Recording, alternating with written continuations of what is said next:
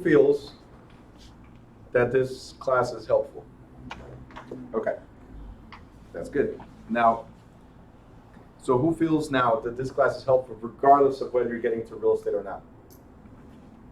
Okay, great. So the class in itself gives you a lot of information. Wait until tomorrow because we're going to talk about leases, and most people lease, right? Because there's more rentals than there are sales. So there's a lot of stuff that you guys as tenants do not know and as landlords do not know. I usually say that tomorrow's chapter is a chapter. It's a subject that should be introduced to everybody that intends to be a landlord. So before you buy a multifamily or a property that you intend to rent, you should have this as a becoming a homeowner's course, right? Because a lot of people don't know about this stuff. As far as real estate contracts, when you buy a house, you need to know these basics that we're going to go over. When you sell a house, that was yesterday. So this is real life application now. We're not talking about the discrimination portion. We're not talking about zonings. We're not talking about all that boring stuff. It's still boring what we're going to go over, but it's real life application. Okay? So it's boring, but it starts becoming more exciting because we can apply it right away. Okay? You guys ready? Yes. Great. So, actually, before I scroll, real estate contracts. Yesterday we said listings, we're dealing with a seller. Today we're talking about contracts, so we're dealing with a buyer. Initially with a buyer, because the buyer is the one that puts the contract together. And when we're talking about contracts, have you ever heard somebody say, hey, I have an offer for you. I want to offer you $200,000 for this house. And the other side goes like, put it in writing. Okay. Years ago, when I was trying to buy the first house and somebody told me put it in writing, okay, piece of paper, put it in writing. This is what I'm offering, right? Now, unfortunately, text message, email, or a piece of paper is not what they want. Offer means, put it in writing means, prepare a real estate contract when it comes to 1 to 4 family residential contracts.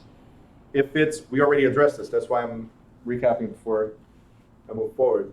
If it's 5 units or more, if it's an unusual deal or commercial deals, then the attorneys prepare the contracts. We prepare something called letter of intent. All right, you guys got it? Cool. So you can write buyer somewhere here because the first side of it is the buyer.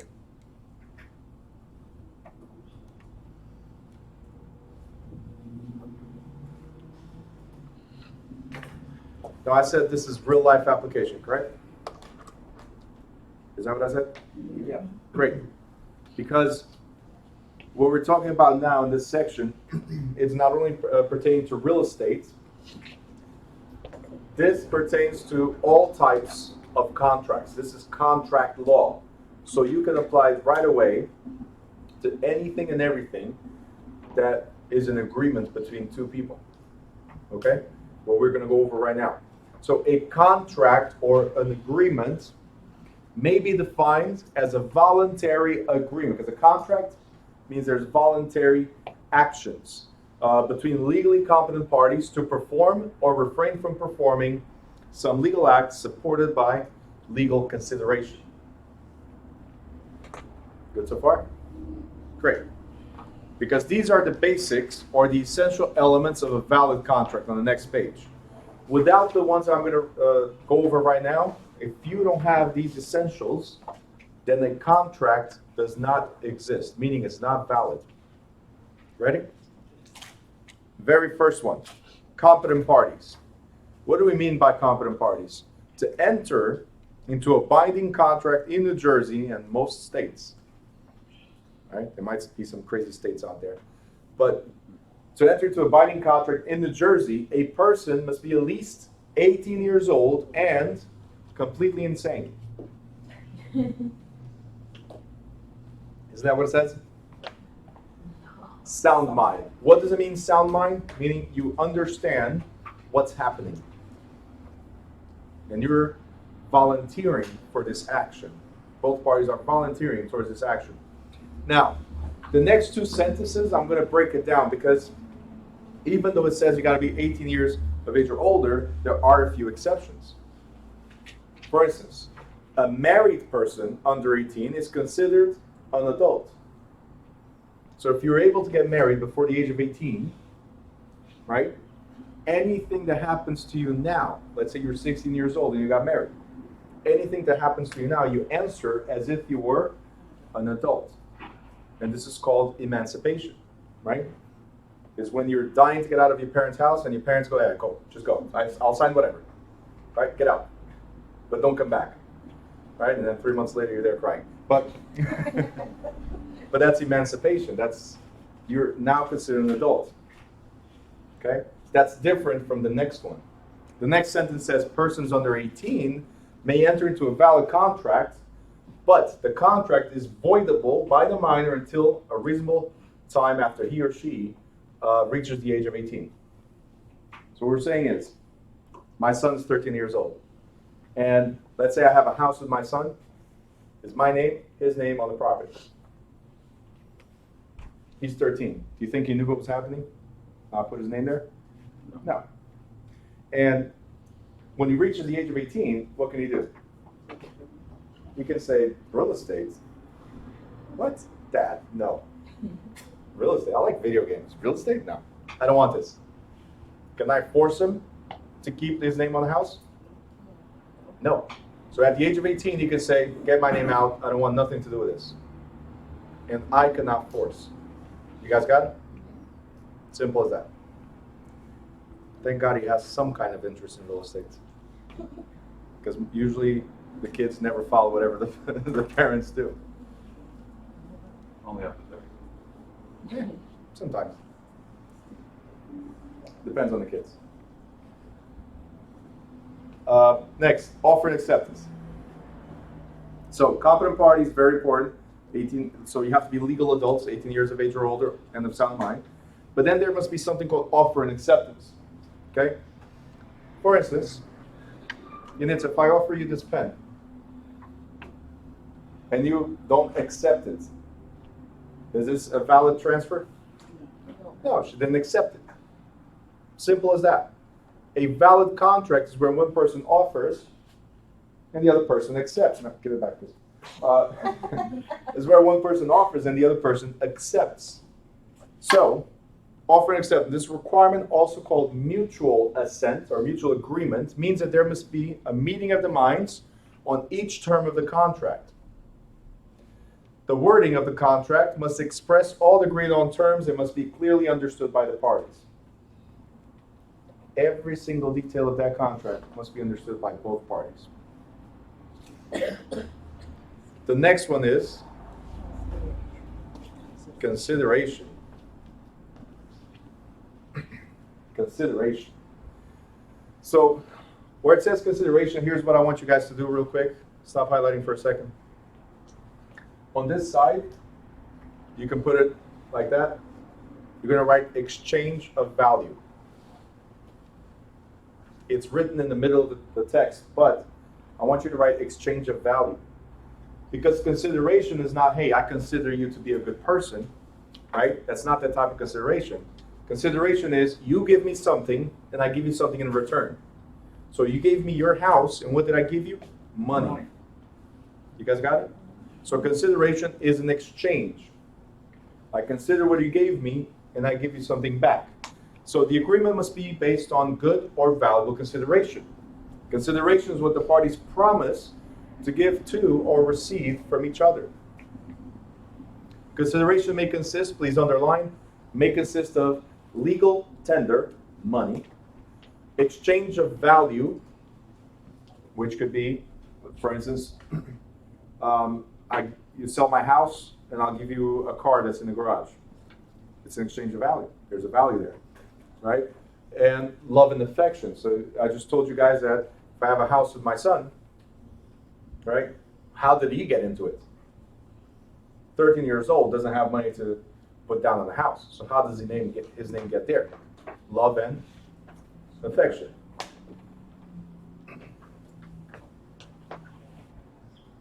Got it? Now, look what it says next. It says the price The price or amount must be definitely stated and payable in exchange for the deed or right received. Please highlight, underline, put stars, arrows, bubbles. We're going to repeat this later on. In a sales contract,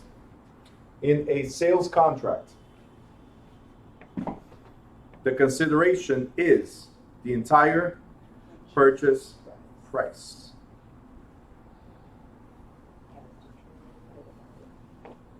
Yes, and this is determined by the buyer and the seller as mutual agreement now. But yes. You guys good? Okay. Now here comes the fourth one. Legality of the object. To be valid and enforceable, a contract must not involve a purpose that is illegal or against company policy. So, these are the four essential elements. Competent parties, so 18 years of age or older, and of sound mind, right? Offer and acceptance, I offer, you accept, good evening. And then, consideration, the exchange of value, and finally, legal purpose. That's it, what you're doing. That's how you walk into the class? Mm-hmm. But legality of the object. So here's my question. I'm going to pick on a newbie. Claudia. Hi. Yes. Hi. I'm going to give you $1 million to sell Coke. Okay. Can I finish? You walk in disturbing the class and that's what you have to say? Cocaine? Coca-Cola. See? Say it louder, please. Coca-Cola. Coca-Cola. He has a sound mind. I don't know where you've been, but she wants to be a broker. I know, right? Well, what are you brokering? Anyway, so Claudia, you're safe on this one because they answered for you. But depending on the type of Coke, both of you are right. Depending on the type of Coke, is my contract with Claudia valid? Yeah, depending on the type of Coke. If it's Coca-Cola, which is what I was trying to say, some minds, unfortunately, it is what it is. If it's Coca-Cola, this is a valid contract. I'm giving you $1 million to sell Coca-Cola. If it's the other type of Coke, is it legal? No. Absolutely not. So is this contract valid? No. No. So I can give you $1 million to sell the other kind of Coke, right? But it's not valid. 4 essential elements. I'm going to speak about this several times, even in chapter 20, so I'm just giving you a heads up. 4 essential elements. Does it say signature anywhere? No. So, 18 years of age or older, right? Sound mind, competent parties. Offer and acceptance. Here's my offer, here's my terms, and you accept every detail or counter and we adjust, whatever. Once we're in mutual agreement, it becomes valid. Consideration is the exchange of value, what I'm doing for you and what you're giving back, right? Exchanging. And lastly, it has to be for a legal purpose. Good? And I told you no signature. There's no signature. We haven't read that. Why? Because a valid contract may be oral or written. It does not have to be in writing in order to be valid. If it's not in writing, how would we sign? So signature. I'm saying this because there's a potential question in the state exam where all these are essential elements for a valid contract, except is a signature an essential for a valid contract? No. No. Which one will you pick? All the others. But unfortunately, your brain says contracts must be signed, so signature. All right, just pay attention to that stuff, oral or written. Now, parole evidence rule, however, states that written contract takes precedence over oral agreements or promises. So, Claudia, I said I was going to give you $1 million to sell Coke. But you got so excited with the number, $1 million, right? Which nowadays is nothing, but $1 million is a lot, right? In our minds. You got so excited, I put it on paper, and I kind of forgot a zero. But you're still excited. You're seeing $1 million. When you look at the paper, you see 1, a bunch of zeros, you don't care, let's sign this. I'm getting $1 million. How much did you sign for? 100,000. It wasn't $1 million. I promised $1 million. Verbal. But when we put it on paper, 100,000. Written contracts take precedence over oral agreements or promises. So how much are you getting? 100,000. 100,000. Can you come after the other 900? No. No? Legally, no. Legally, no? What about illegally? I like the way she said it. Legally, no, but I got a bat in the car. All right, so let's figure out if you can or not. Let's start with this, Statute of Frauds. New Jersey Statute of Frauds states that a contract for sale of real estate or any lease for more than 3 years, we'll go over that tomorrow, must be in writing and signed in order to be enforceable. So if it's the sale of real estate, it must be in writing and signed. Good. Everything else could be oral. In most states, this statute requires the same thing. But every rule has what? Exceptions. So, in 1996, New Jersey Statute of Frauds was changed so that it also allowed all oral contracts to be enforced where there was clear and convincing evidence that the buyer and seller had agreed orally on the exact real estate to be transferred, the nature of the interest to be transferred on top, the existence of the agreement, and the identity of the transferee. So, Claudia, is it possible that you could come after the 900,000? The answer is yes.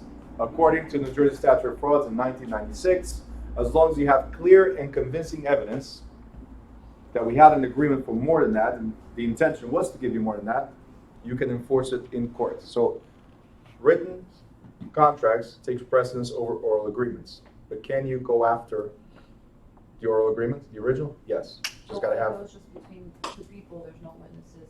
You can just claim whatever. Oh yeah. So he said, she said type of situation, Yeah. but that's why you're going to have a strong case and remember as much as you can. That's how I won the lawsuit not too long ago against a car dealer.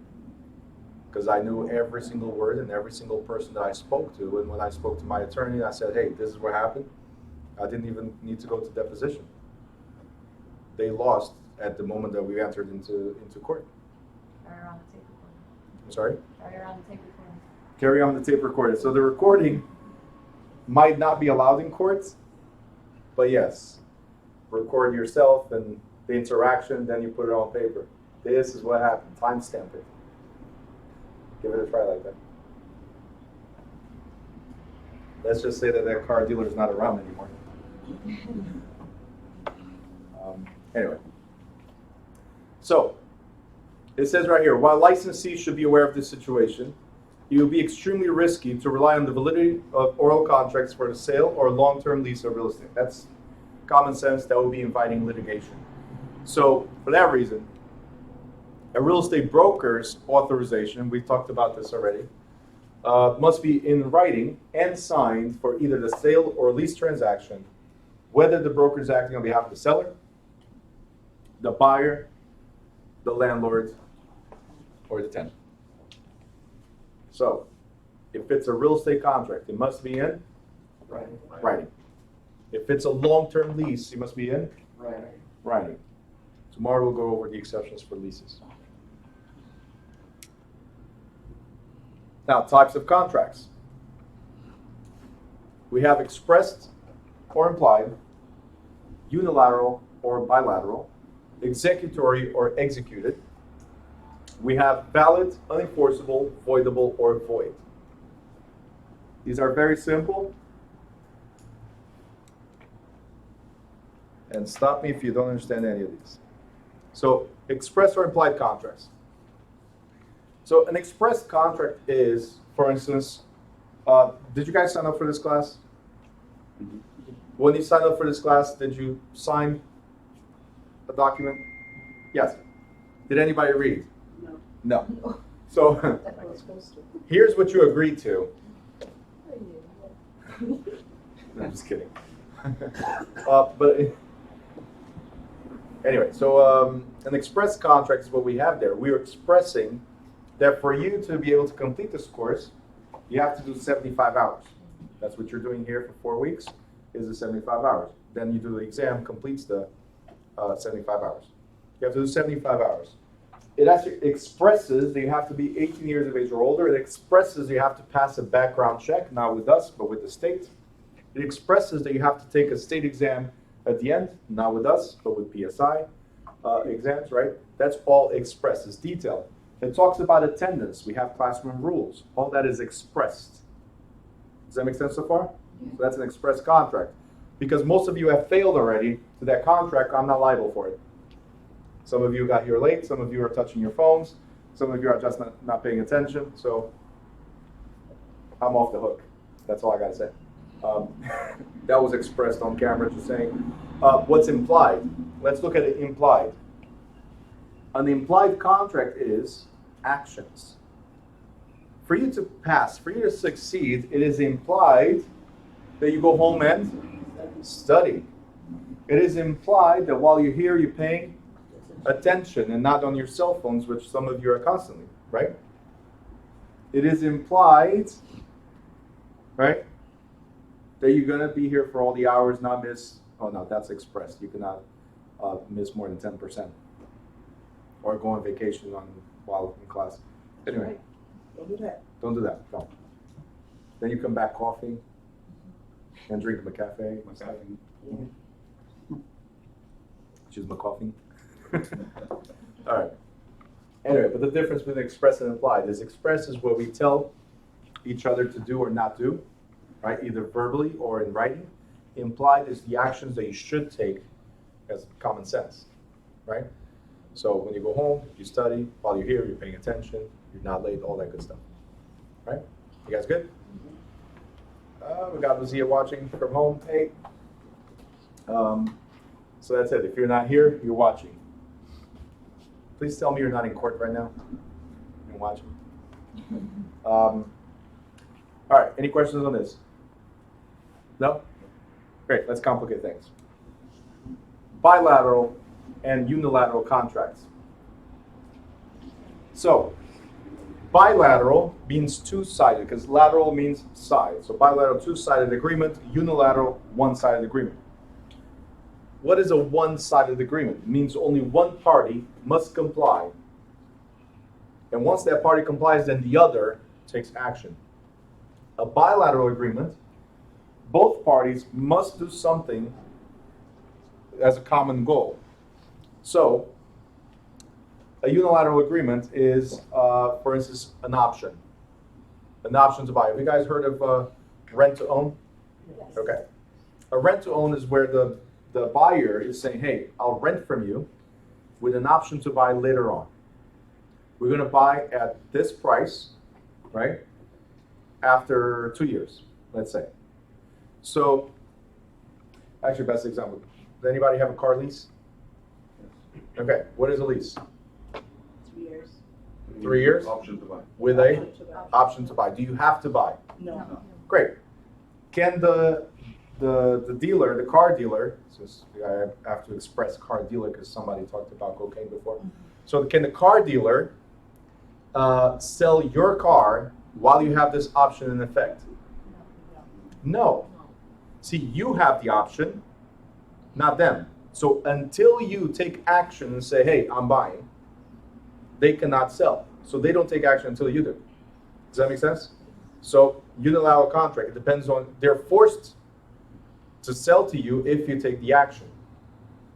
A bilateral agreement is where both parties take action. So a real estate contract traditionally is a bilateral agreement because both the seller and the buyer take positive steps towards the consummation of this transaction. Yes, I did forget my name tag. Concerns of my students. Where's your name tag? Isn't that the first thing I addressed?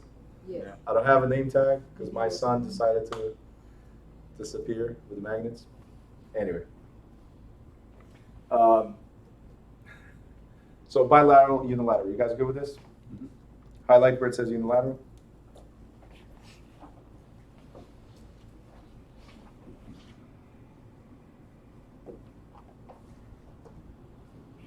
Again, any questions you have, just stop me and I'll go over this.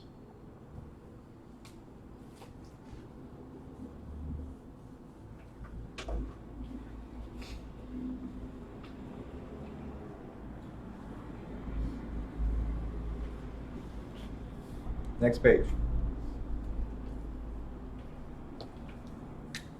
So the example they have in the book is if, what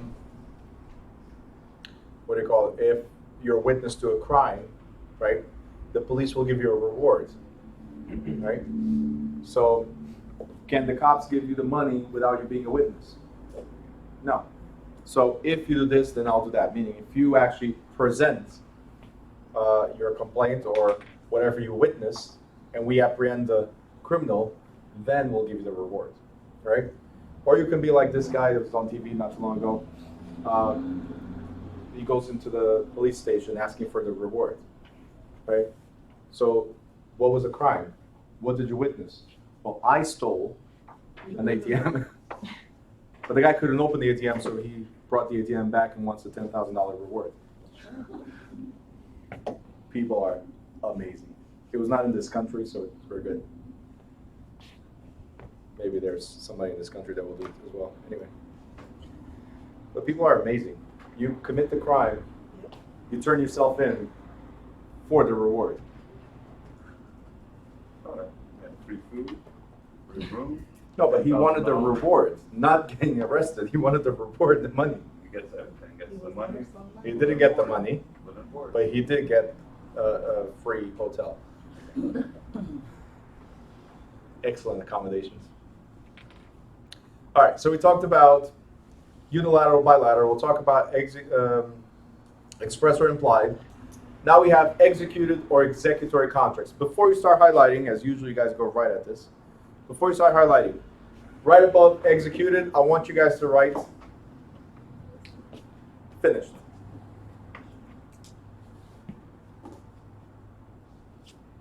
Right above executory, I want you guys to write pending. Finished and pending. Because here's the thing. When we put an offer, you guys can highlight this and I'll just explain. When you put an offer on the property, right? That contract is not executed. That contract is not done. It's not concluded. It only concludes 45 days later or 90 days later or whatever time you set to be the closing date. Does that make sense? During that period of time, from offer until closing, that contract is pending actions. So during that period of time, that contract is deemed executory. Okay? Once we get to the closing, that contract is now finished, concluded, executed. You guys got it? So anytime there's something pending, it's executory. Once we're done, executed.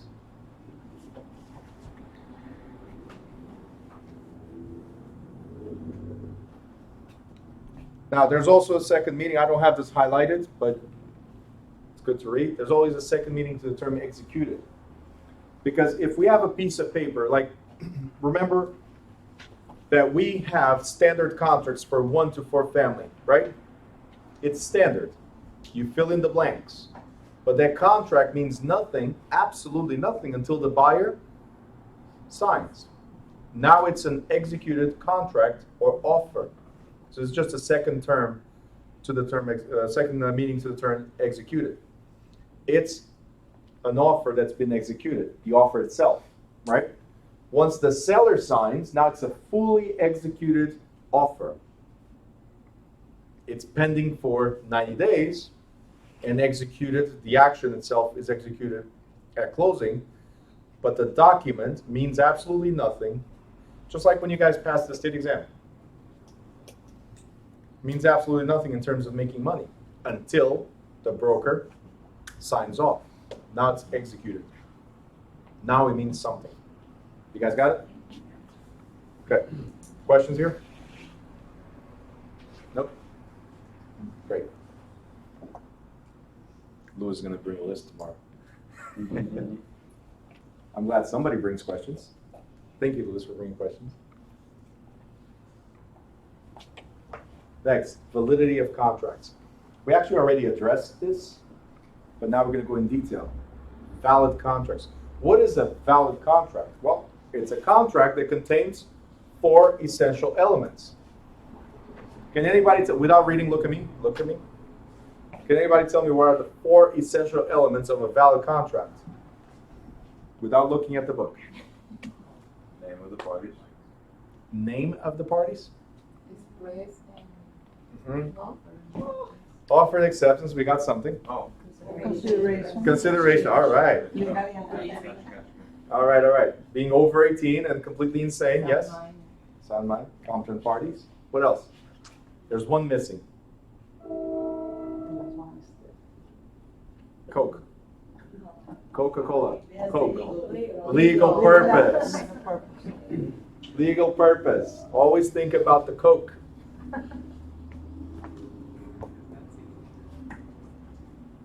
All right, the 2 of you are not getting your licenses. He goes like, that's easy to remember Coke. I don't know where these people have been, seriously. Oh, the Coca-Cola, got it. See? Anyway, so these are the 4 essential elements to be a valid contract. So if to be a valid contract, we need these 4, what is a void contract? No. Something is missing. Out of the 4, at least one of the essential elements is missing. If we don't have competent parties, it's a void contract. If one of the parties did not accept, remember I gave my pen to Unitza and she did not take it? There's no acceptance. Therefore, void contract. Yes? If there's no exchange of value, like if I sell you my house, but you don't give me the money, is this valid? No, it's void. There has to be the exchange. And again, if it's the wrong type of Coke, always remember that. Oh, heads up, in the state exam, they don't talk about Coke. So remember the legality, right? But there's no question that says, hey, is it Coca-Cola or cocaine? No, there's no question there. But legal purpose. Always remember, 4th essential element, legal purpose. Now, these are easy to understand. Valid contract, all 4 elements. Void contract, 1 is missing. Now we have voidable contracts. Voidable contracts. You guys remember when I was giving you the story about my son and I owning property together? And my son is 13. When he reaches the age of 18, what can he do? So the contract is valid, but it's voidable. Okay, it's valid because if my son never asks to get taken out of the property, the title, right? Then the property is his and the contract is valid. But he has the right to void, so it's voidable. He has the right to void later on, to rescind or disaffirm the contract. Okay? The next one is unenforceable contract. Any questions before we get into this one? Easy, right, so far? Okay, good. So, an unenforceable contract also seems on the surface to be valid. However, neither party can successfully sue the other to force performance. So it's a valid contract, but I cannot sue you, and you cannot sue me. So an unenforceable contract, please highlight, underline, put stars, is said to be valid as between the parties. Because if both desire to go through with it, they can do so. So I cannot force you, you cannot force me, but if we decide to move forward, it becomes enforceable. Okay? So here's the example. Jason may have been drunk when he agreed to buy Robert's property. Okay? Nothing wrong with that. We talked about over wine is always the best deals, right? But here's what happens. Because Jason was not a competent party, right? Is this a valid contract? It is valid. It's just not enforceable. Wait, you know why? The contract is not enforceable, but there's nothing to stop him from complying with its terms. See, if when Jason sobers up, he still wants to buy Robert's property, right? And if Robert still wants to sell, they can go through with it. It's not valid while they're drunk. But once they sober up, if they still want to proceed, there's nothing stopping them. Okay? So in its essence, it's not valid because they were not competent parties at the time that they signed. But once they sober up, that's what changes. You guys got it? Once they sober up, now they are of sound mind. They choose to go through with it, they can. Questions here? Great.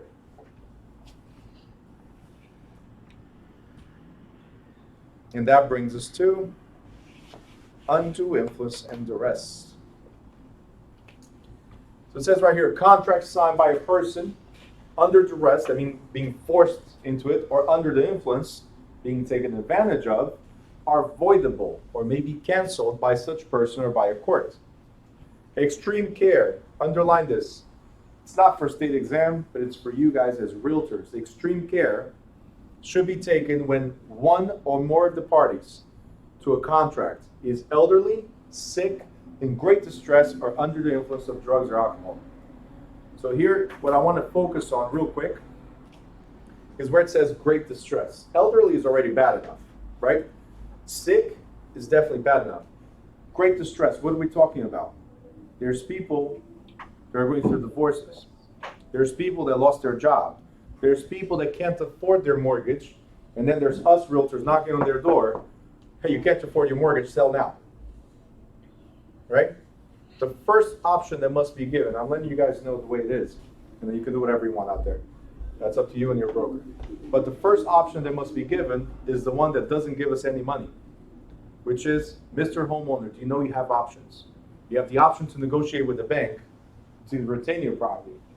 But if you're not successful at doing that, I can help you do a short sale, which will reduce the burden on your credit. And in a year or two from now, based on current laws, in a year or two from now, you might be able to get into another home. Just don't let your property go into foreclosure, because then it will be 7 to 10 years without being able to buy. So, you saw my speech? Is you have the right to try to negotiate with the bank and retain your property. Some realtors, most realtors, knock on that door with the intention of getting the listing and making money. Careful. If the owner is not aware that he had options, because they're in distress, they're not thinking clearly, if they're not aware that they had options, who they're going to blame for lack of options? Even though they're the ones that never answered the bank's calls saying, hey, let's work it out. But you're the one that presented yourself as the savior, right? You're the Superman or Superwoman that's going to help them solve their life. Because we have a license, I don't know if you guys remember this from chapter 3, the ones that were here. Because you have a license, people expect you to be the pro and advise on what to do. So first thing that must be offered is options, solutions. The second thing is options, solutions. Third thing is options, solutions. Let them choose. You got it? Yes? No? Yes. Great. You guys are going to do great. All right. Look what it says. Last sentence. Please highlight, underline, put stars, arrows, bubbles. That's how we started this chapter. And in chapter 20, we're going to mention again. To be valid, every contract must be signed as the free, voluntary act of each party. Free, voluntary act of each party.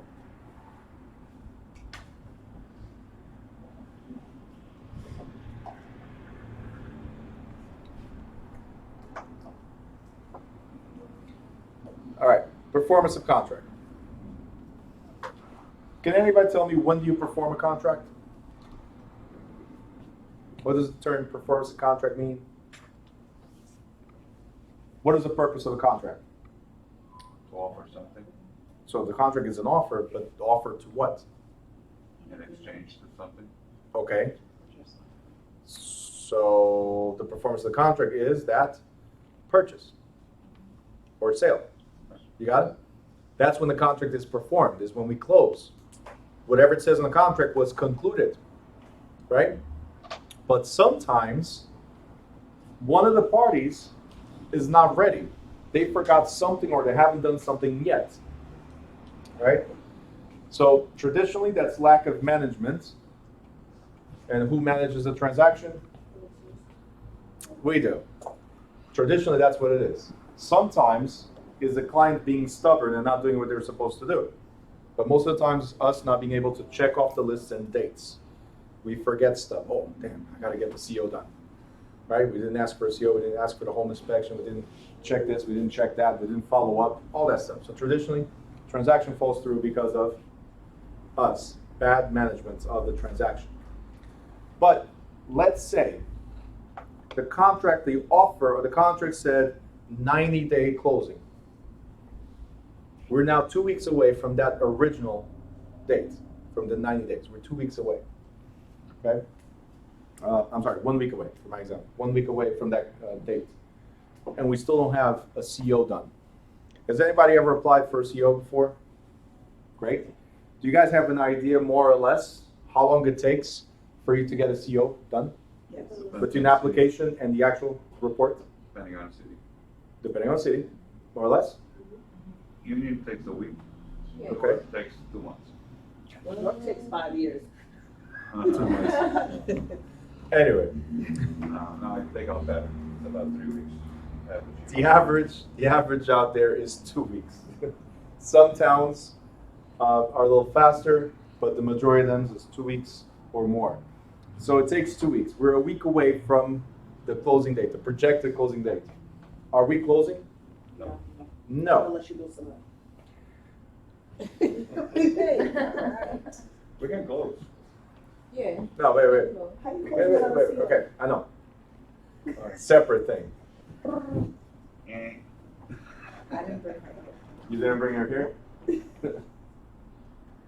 Oh my god. Still, bet you know me.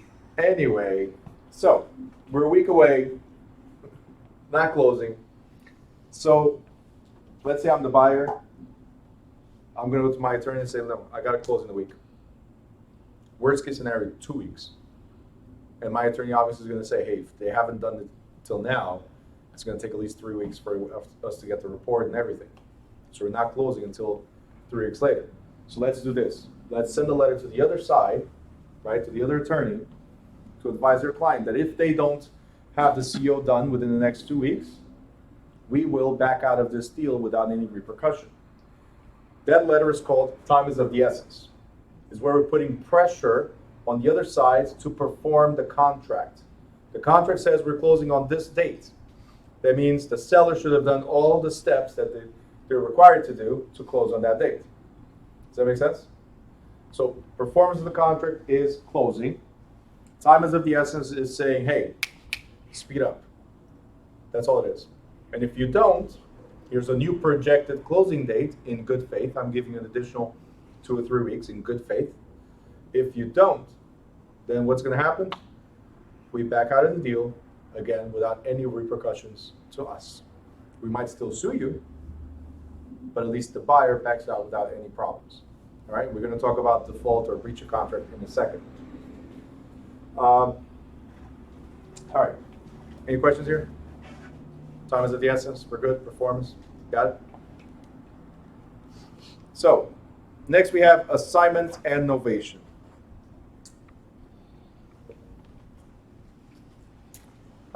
When it comes to assignment or novation, let's say in the example before we had Jason and we had Robert. They were both drunk, got into a contract. Jason said, I'm going to buy Robert's property, right? When they sobered up, they each called each other and go like, hey, you good? I'm good. You good? I'm good. Let's move forward, right? Because that's how we do contracts. You good? We good? We good, right? So let's move forward. But a week later, we're done with attorney review, so it's a binding contract. A week later, Jason, the buyer, right, has some type of life event that prevents him from buying. But the contract's binding. Okay? How can he get out of it? If the contract does not forbid specifically an assignment, what Jason can do is say, hey, Celine, I have this contract for this 4 family here. It's a great deal. Do you want it? If she says yes, what's happening here? Jason is assigning his rights to buy the property and also his duties to buy the property to Selena. Does that make sense? Questions so far? Okay, so an assignment transfers rights or duties under a contract. Unless a contract specifically forbids it, the rights may be assigned to a third party, right? Because first party is Jason and Robert. Third party, in this case, Celine, right? But most contracts do include a clause that either permits or forbids the assignment. Good so far? Okay, I'm going to slow down a little bit. In the case of assignment, the assignor, Jason, is the assignor. He's the one that assigns. Maintains secondary liability if the assignee, Celine, breaches the contract. Okay? So, let's say I'm Jason in this case. Do you think I want this type of liability? Like, there's a reason I'm not buying the house, and I'm going to transfer it to somebody that cannot buy the house either? You see what I'm saying? Because if she defaults, we both get sued. Assignor, the one that gave the contract away, has secondary liability. That means that the seller, Robert, is going to sue you and add me. You as primary, because you have taken over, and in case you don't have the money, still coming after me. You guys got it? Assignments. Now, with that being said, I like to go to something that's happening now. Always happened, but it's like a fever now, which is wholesaling. You've heard of this before? Yeah. Or maybe in other terms, flipping contracts. Okay, that's what an assignment is. Is somebody puts an offer in the house and then gets rid of that contract real quick, transfers to somebody else. There's a lot of events out there, and I've been participating in so many for the past 15 years. We participate in a lot of these 3-day seminars that right by the airport. There's a bunch of them, if you haven't heard. They advertise on the radio. Some of them is like, this is the perfect system, and it's great in Newark as well. So come down now. It's free for the first day, or 2 days, or 3 days, and then you pay $297 and you get a special package, whatever. But if you really want to succeed, give me $20,000, and then I'll hold your hand, right? If you really, really want to succeed, give me $80,000, and we have all our people hold your hand to make sure the deal's done, right? You've heard of these? Great. What happens is most people don't have the money to have their mentor, right next to them. So they get the $297 package, or they only go for the free day. How does this affect you realtors? Because these people, they hear something about flipping contracts, wholesaling, during that free day. And I don't know if you've noticed, but you guys went from one page to another and you forgot what was on the previous page. Did you guys notice that when I asked for the essential elements of a valid contract? Mm-hmm. So imagine a whole day jam-packed with information. How are you going to remember the details, right? So under their breath, they said, if you do wholesale, find a cash buyer. But you did not hear that. In that moment, you saw it. Hey, I find a good deal.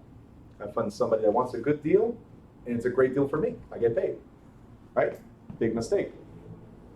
Because if that second person, and this is serious, what I'm trying to say right now, the second person that you're trying to get, or third party you're trying to get, if they need a mortgage, right, then it's dangerous for the type of transaction you're trying to perform. Because if they need a mortgage and they don't get approved, you might be stuck with a contract. Might, because there's always exclusions, there's always ways to get out. But if you're not paying attention to how you prepared it, because you were there just for a day, and they give you free forms, or you can find them on YouTube and Google and all that stuff, right? If you don't pay attention to that, you get stuck with that secondary liability. Primary, secondary. You guys got it? How does that affect you realtors, as I was saying? There's too many of these on the market, and now they're trying to unload all this stuff that they couldn't. So now they're desperate and say, hey, realtors, help me sell this property. I have until tomorrow. And because you want listings, what are you doing? You're running. You're taking it. Impossible mission. right? I can't go after the trademark. I'm going to say Mission Impossible, then they sue me. But impossible mission. Are you guys understanding this? There's too many of these. There's too many, hey, I'm a cash buyer, because that's what I learned at the seminar. I'm a cash buyer. And I'm like, where's your cash? Well, see, what happened was, the way we're working, you know, or like Kevin Hart, the way my checking account's set up. Yeah. I got a transfer from my savings, right? If you haven't watched, look for that one, Kevin Hart's, the way my checking account is set up. It's hilarious. But the point is that they're always cash buyers, but then they need to get hard money loans. Hard money loans means private loans. And if the deal is not approved because you overbid on the property, right, then you're stuck with it. There's people at auctions paying way more, outbidding everybody on properties that are not worth it. They're worth 100, they're giving 120. And then they expect you realtors to get out of their hands. And if you don't, you suck. You are the worst realtor ever. Have you guys ever been through these situations? Yeah. All right. So be careful. Assignments. Okay? So here's how you need to educate your clients. If you get one of these, if you get one of these, because nobody wants that liability, if you get one of these, it's called novation. A novation could be a simple clause or agreement between parties to do what? To release the liability of the first party. So a contract may also be modified by novation or substitution of a new contract for the existing agreement. The new agreement may be between the same parties, if we're changing the terms, right? Or a new party may be substituted for either. This is substitution of the parties. So in this scenario, what I'm saying is, Anna, I'm going to transfer to you the property, I'm going to transfer to you, right, with an agreement that the seller, Paul in this case, right, the seller recognizes you as the buyer, not me. I'm out. So you pay me my fee, let's say $1,000, just for the example. You pay me $1,000 to release the contract. Well, this is an amazing deal that it is. And now it's between the two of you. In this scenario, the old contract that we had no longer has any force. So assignment is okay if you have a cash buyer. Novation is even better. Because now it doesn't matter if you have a cash buyer or you have somebody with a mortgage. I'm like, hey, it's between the two of you. You agreed, you agreed. I'm out. Thanks for my money. Next. You guys got it?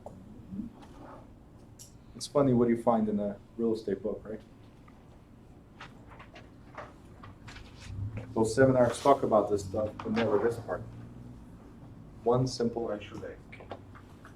They should, because they're asking people for money Why should They they? do, that's what They you do after you pay for 40,000. Exactly, so you can control. You know how many students of mine over the past 4 years, they go like, hey, I'm going to this, and by the way, I love fortune builders. I'm not going against them, but I'm going to this seminar, Fortune Builders. Have you heard of them? Like, yeah. I actually know the original fortune builder in Jersey, right? But why are you going there? Oh, because it's a 3-day jam-packed and this and that. Listen, this is what's going to happen. And I started explaining to them exactly what's going to happen. They're like, yeah, but I still want to go. Okay. Nothing wrong. It is a great system that they have. I'm not going against them. It's just, if you're not ready, should you do this? And they go. Then they come back to class. So they actually, I've had a couple of students that miss class to go and then show up in class, like great information. And then a couple months later, hey Bruno, can I take your class again? Don't get distracted. Nothing wrong with going to the seminars, but everything has its right time. Complete the course, this one right here, which you already paid for, right? Complete this, right? Pass. Then go waste your money somewhere else, it's fine, right? But at least you already have your license. If anything goes wrong, at least you can already do what? Make some money. Simple. The problem is people go to these events and they only have that $297. It's like you coming to this class and the only money you have is the class money. What's going to happen next? You You need to do a background check. We covered this in day one, right? So $63, right? Fingerprinting. You need to take the state exam, another $45, and you need to activate your license, $160. Then there's National Association of Realtor fees, and there's MLS fees, and depending on the agency you go to, there's fees and fees and fees. So you got to be ready for that. Do you see what I'm trying to say? These seminars are no different. They're great. Don't get me wrong. Just like all these companies are great. These old real estate companies are great. But everyone in their own way, and you have to be ready to work for them or not. Okay? So make sure you understand how things work. And don't get caught by what I call the shiny light syndrome. You know what that is? As soon as there's a shiny light, you see the cats, how they do it? Like, there's light, and they go after it, right? That's it. Don't get distracted. Next, we have default or breach of contract. We're going to skip this charge, which is easy. Default or breach of contract.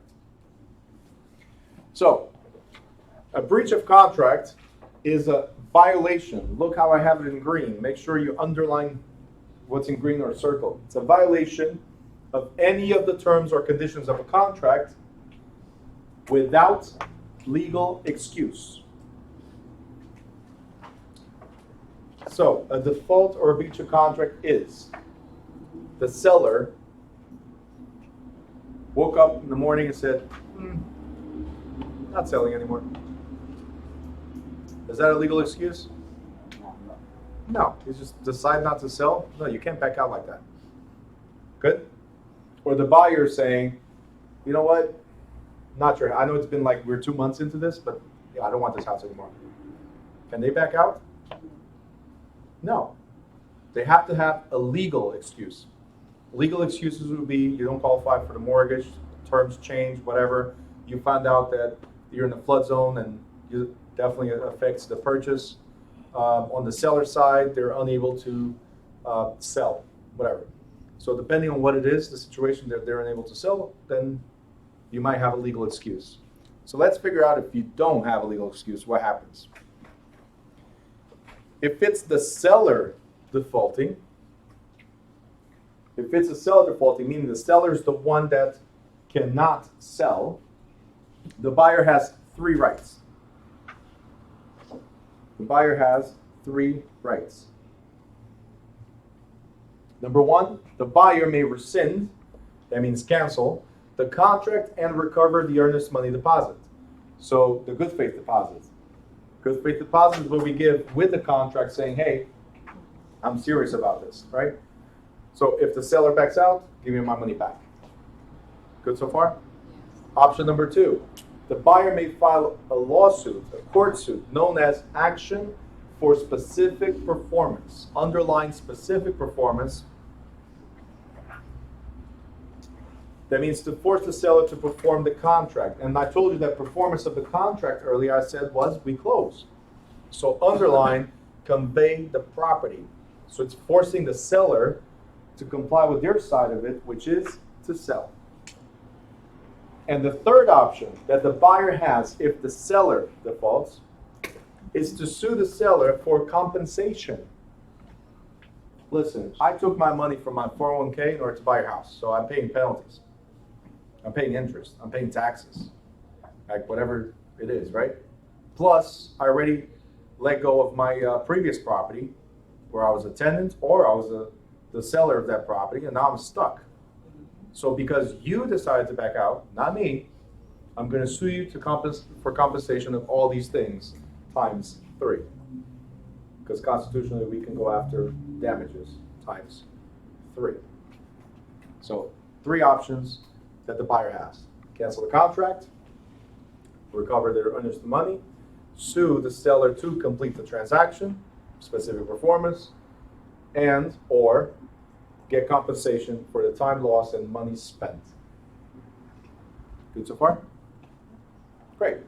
What if the buyer defaults? If the buyer is the one that backs out of the deal, the seller has the same 3 options. They can cancel the contract, they can go after the other party for compensation, right? Or force the purchase. But then they have this additional option. Number 1, the seller may declare the contract forfeited and the right to forfeit may be provided for in the contract, and according to the terms of the contract, bless you, according to the terms of the contract, the seller may be entitled to retain the earnest money and all payments received from the buyer as liquidated damages. Okay? Have you guys ever heard of liquidation before? Like business liquidation? What does that mean? Selling everything. Yeah, we'll settle for anything. We're just let it go, right? So liquidated damages, I want you to write settlement in front of it. It's where the seller gets to keep the good faith deposit as a settlement. You gave me $1,000 to start, and then after a term of review, you gave me $4,000 more. How much do we have in the trust account? $5,000. Mr. Buyer, you want to back out? That's fine. I'm keeping the $5,000. That's all it is. And it is my right to keep it because you did it in good faith and now you're acting in bad faith. So that money, just like a security deposit in a rental, that money now belongs to me because you're the one that breached the contract. Good so far? The thing is, when there's liquidation, it's a settlement. So we're going to talk about it a little bit. If we do accept those monies, the earnest money, as liquidated damages, can we sue for more? No. No, it's one or the other. So to be quick, I'll keep it, walk away, I'll put it on the market again. If you want to go after monies, it'll take longer, but it will take longer, but you might be able to get more money. The difference is the way the laws work, you still have to try to sell your property. And if somebody buys for a cheaper price, then you can sue for the difference in damages and all that stuff. But you cannot sue for the whole purchase price. Okay? All right, so I have a question here. For a buyer to keep his earnest money, does it always have to be written in the contract or specific scenarios that allow them to cancel the contract and keep the earnest money? So the buyer does not keep the earnest money. The buyer may be able to get the money back if the seller backs out of the deal. That's pretty much the only way. If it's not the buyer's fault, if it was not impossible to perform, meaning the property got destroyed, right? Whose fault is that? Nobody's, right? So it's not the buyer's fault, so he gets his money back. If the buyer was the one that breached the contract, does he get the money back? No. So that's pretty much the only time that the buyer can get the money back. In the example we're talking about is the seller gets the earnest money as a settlement, not the buyer. Okay, so there's 20 seconds left. Dana, let me know if you got that. All right, so any questions here? Liquidated damages, settlement? Anybody? No? Good, awesome. So,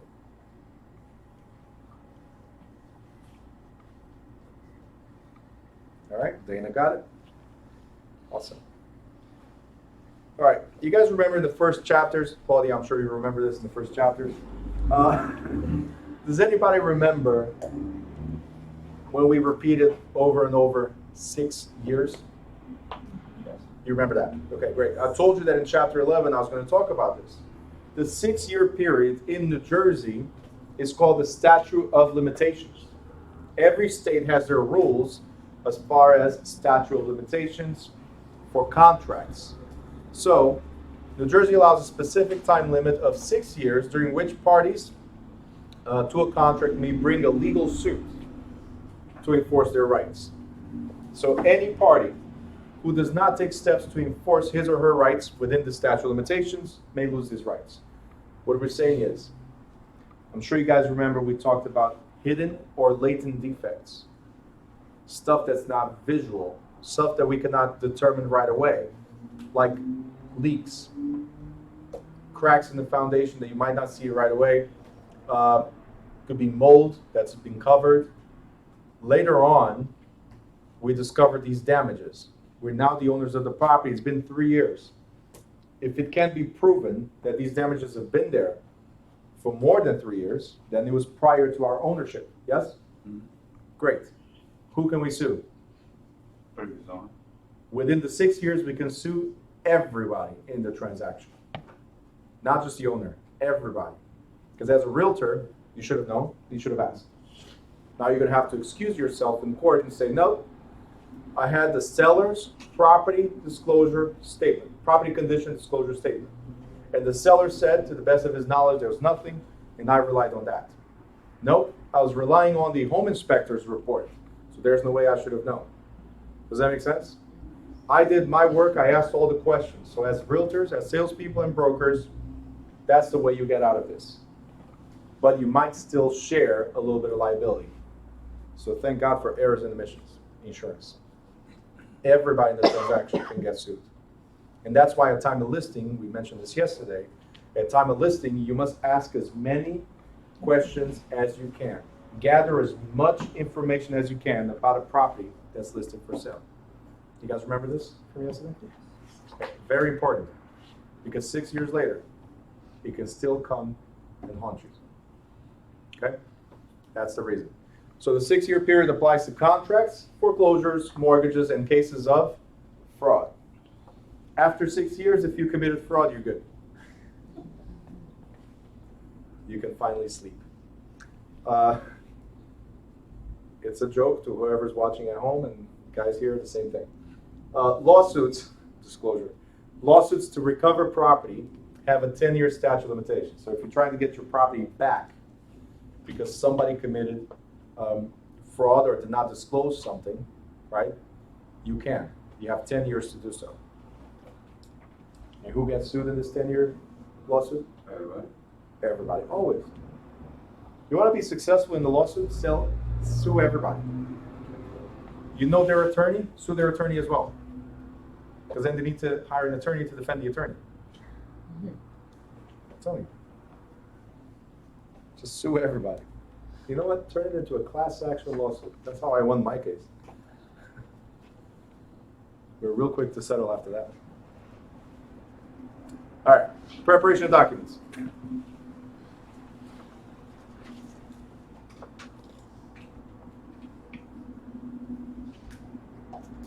Preparation of documents. You guys already know this. We're allowed to prepare contracts for 1 to 4 family, yes, and vacant single lots. Look what it says next. To avoid the unauthorized use, practice of law, brokers, and of course their salespersons, please circle, highlight, underline, do whatever you got to do. May not draft commercial leases, option agreements, or sales contracts on tracts of vacant land, commercial property, or industrial property. We covered this, haven't we? Yes. Great.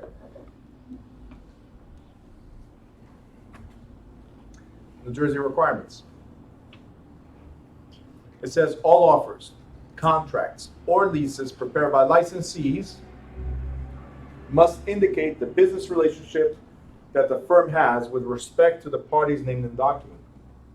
Now, question. Where do we find the types of business relationships, or what kind of business relationships can we enter into? We'll find it in the CIS. And what kinds of business relationships? Transaction broker? Dual agency. Dual agency is illegal? Buyer's agent, you said? Sales agent. Sales agent and? Disclosed dual agent. Disclosed dual agency. See, dual agency is illegal, but if you said disclosed, now it's legal. So, seller's agent, buyer's agent, disclosed dual agent, or transaction broker. We find this in the CIS, and if you guys still don't know, page 34 and page 35. Write it down, please. 34 and 35. Write it down, please. So 36 says furnishing the consumer information statement. Can you guys go back to those pages real quick?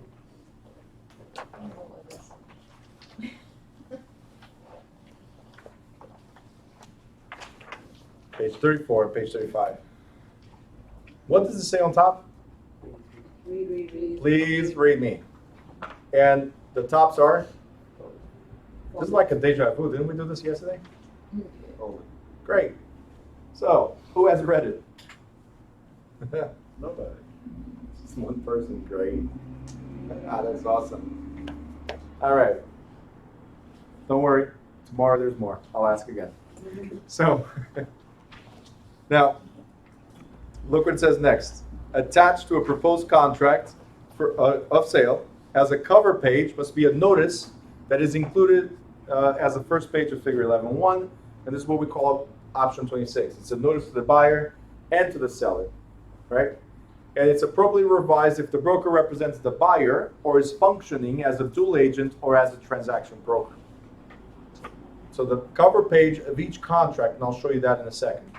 The cover page of each contract must state how you represent the buyer. That's the first thing the seller must see, because they need to either accept it or reject it based on representation. Because the broker agent has a monetary interest, please highlight that, in this transaction. The buyer could void the contract if this fact is not disclosed. So the buyer needs to know as well, are you representing the seller? Because if you're representing the seller, then you're not representing me. You got it? They're entitled to say, nope, you either represent me and defend my interest, or you represent the seller and defend his or her interest. So that's what the first page is all about. Now, New Jersey also requires that the following language appears in exactly this form at the top of the first page of a sales contract. It has to say right on top, this is a legally binding contract. Legally binding contract that will become final within 3 business days. Make sure you underline, double underline, triple underline business. 3 business days.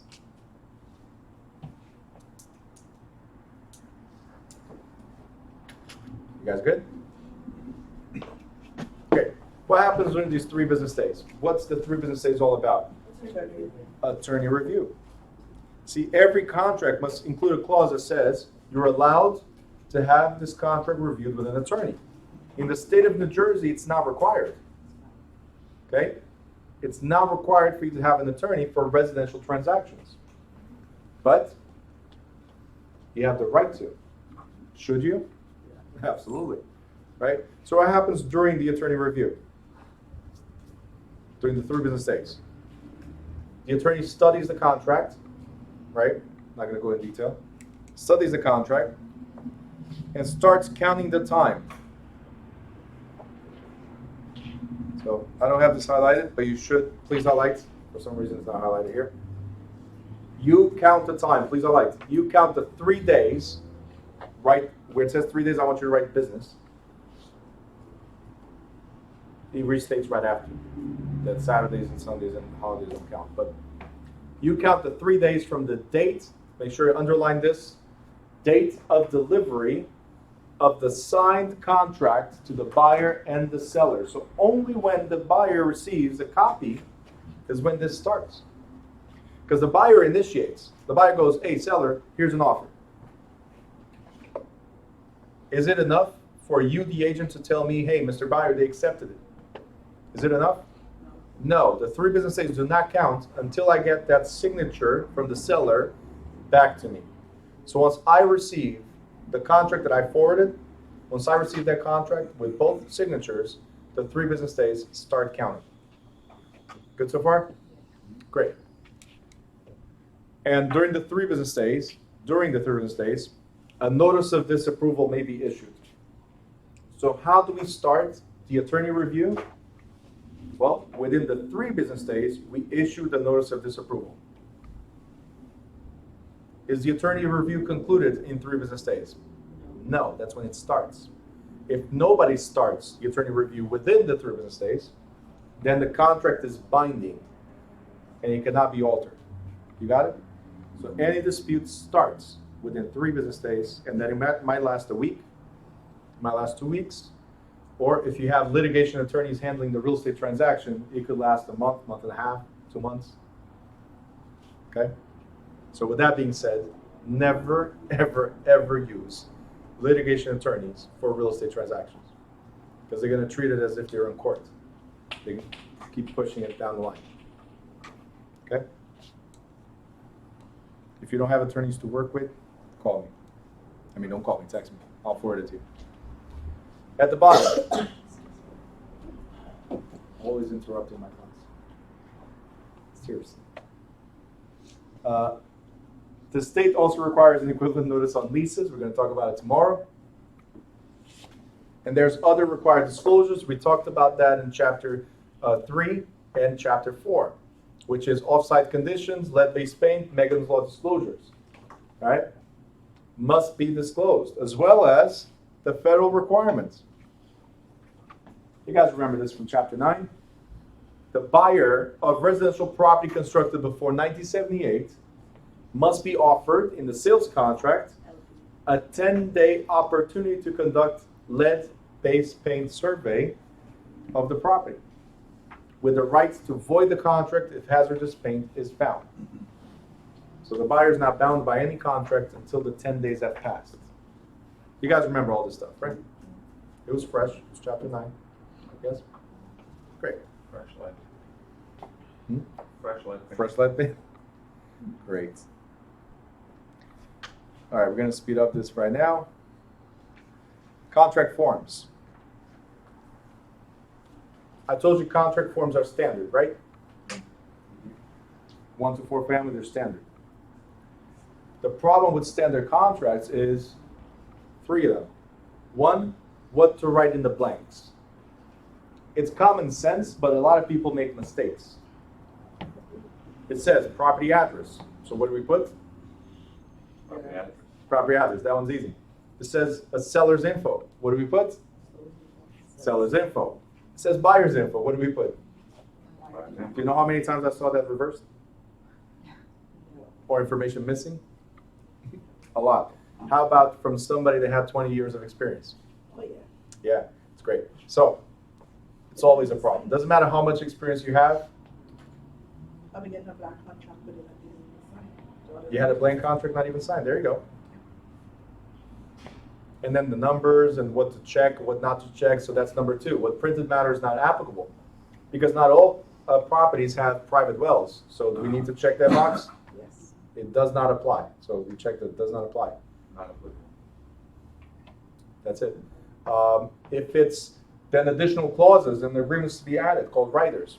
If it's an FHA purchase, then we need to have an FHA VA addendum added to the contract.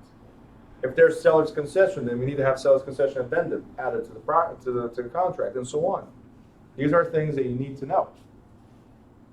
Now, nowadays we have something called technology, and technology is great because we have e-signatures, e-docs, everything, electronic. And the way it's set up now is you click the box that says FHA and automatically generates the addendum. So it kind of like reduces the thinking part, the stress, and the mistakes. You guys got it? Some realtors, for some reason, still want it on paper. Some buyers, some sellers still want it on paper. That's okay. Nothing wrong with that. Just make sure you have the right check boxes. Just one more thing. It says all changes and additions usually are initialed by both parties. If changes are made, we addressed this in the previous chapter. If changes are made, the rule is that typing takes precedence over printed form, and handwriting takes precedence over typed changes. So the printed form is the standard. If you fill in something, or if you type something over it, then it supersedes whatever was printed. Once it's printed, typed, and whatever, you handwrite it, that takes precedence over anything else. Okay? Questions on this? Yes? So you can basically fill out the entire contract, everything, like the e-signature one. Mm-hmm. Print it, like just don't sign it, check all the boxes and everything, print it and have it signed. Mm-hmm. That's fine, right? Yeah. I would do it like that, unless you want to buy a typewriter or you want to handwrite. Listing agreements. Did we cover this? Yes. Yesterday, right? Just want to make sure you guys remember it. So just highlight the first sentence. Covered yesterday. Buyer brokerage agreements. This was covered in chapter 3. Just highlight the first sentence. Highlight the first sentence. Transaction broker and dual agency agreements. That was chapter 3. Claudia, I'm sorry, but once you get there, I'll tell you, okay? So, chapter 3, transaction broker and dual agency. Do you guys remember what NJAC 11.5 means? No? Okay. In chapter 1, the very first page, right, we talked about rules being governed by the Real Estate Commission, right? Rules and regulations. And you could find them in the New Jersey Administrative Code, right? You remember that? Great. And I told you to write NJAC 11.5 because later on that's what I was going to show. All right. Good. You have it written down? Just want to make sure. Was it on the very first page? Yep. Okay. Just want to make sure.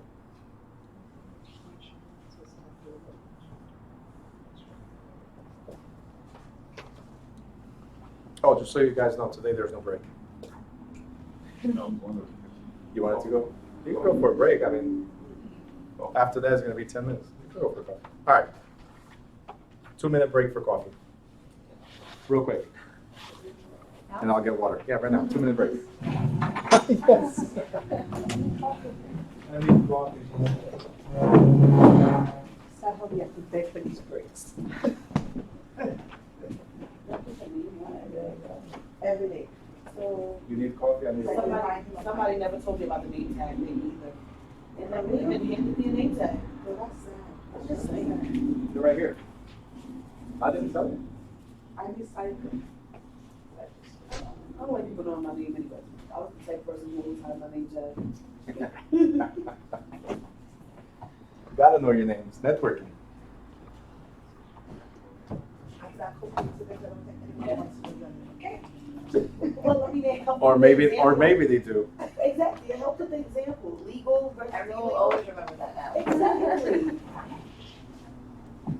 It is the example I always give, but then between Coca-Cola and the Coke, Exactly, it helps.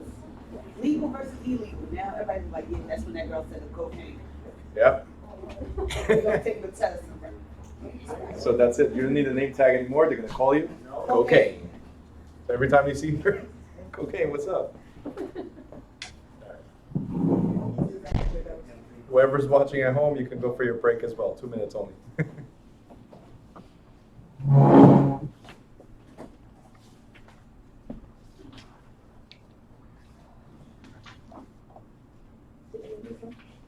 What? Someone, you know what this is? I don't know what it is about this tea, but it kicks me every time. It's better than coffee. Which tea? Want some real? Any sugar? Which tea is it? Like, three. No, don't have sugar. It's not, Oh, it's it's ginger. Zinger. The zinger? Okay. The other one. Thought you said ginger. Thank you so much.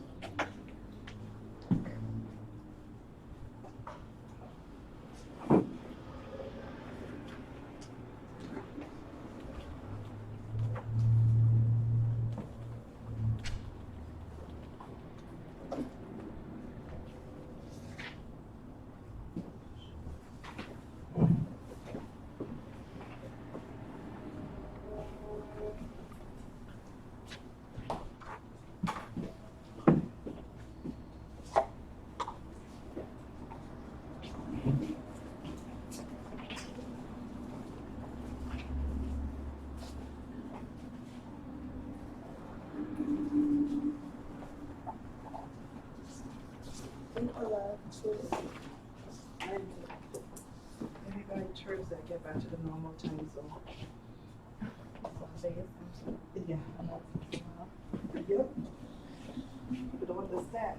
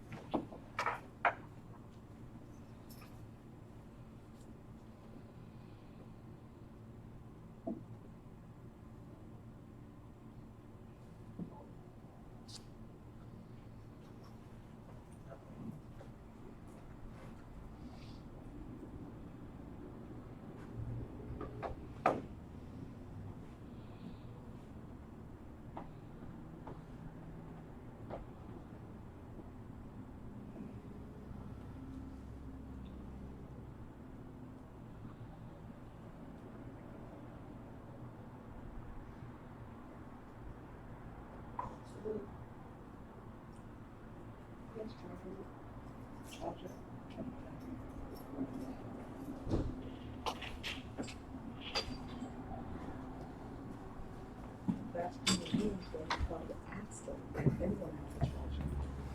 That's limited. Do you need a charger? Well, actually, probably want my phone to die. It's an iPhone? No. Okay. Absolutely. Charger. Here. Thank you. For iPhones and everything. Even though I don't like them. Yeah, we get iPhones. Okay, iPhone 4. Sorry, the iPhone users come right now. I didn't hear you. She gets nice messages. She gets nice messages. They all money messages. I love those messages. You have to take things off enough. Nope, not supposed to.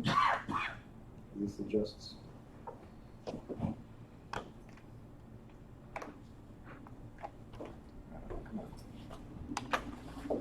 I'm not gonna break your phone, don't worry. That's fine. I trust That's you. fine if I break it? Or? He has insurance.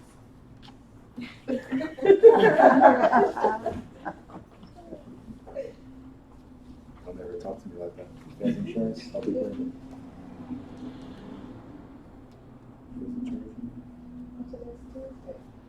Thank you very much. Today's Tuesday?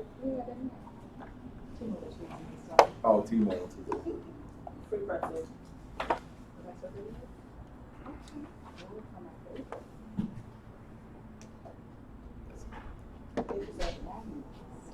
If this goes down, it's our fault.